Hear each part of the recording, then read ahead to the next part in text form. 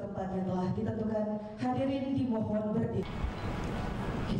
Penunjukan resmi PLH Bupati Oku dilakukan Gubernur Sumsel Herman Deru dengan memberikan surat penunjukan pada Teddy Melwansyah di Gria Agung.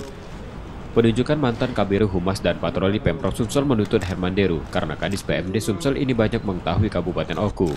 Selain sebagai putra daerah, Teddy bisa beradaptasi cepat dan segera melanjutkan roda pemerintahan dan pembangunan.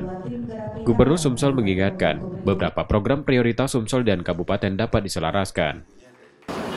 Pak Teddy cukup banyak tahu tentang Oku.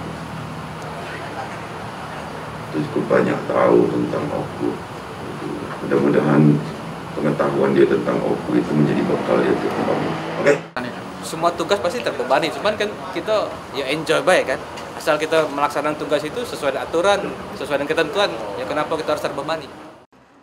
Sebelumnya Teddy Melwansyah baru menjabat Kadis PMD Sumsel sejak 11 Februari 2022. Sebelumnya di Oku ia juga pernah menjadi Kepala Dinas Pendidikan. Tim Liputan, Kompas TV, Palembang, Sumatera Selatan.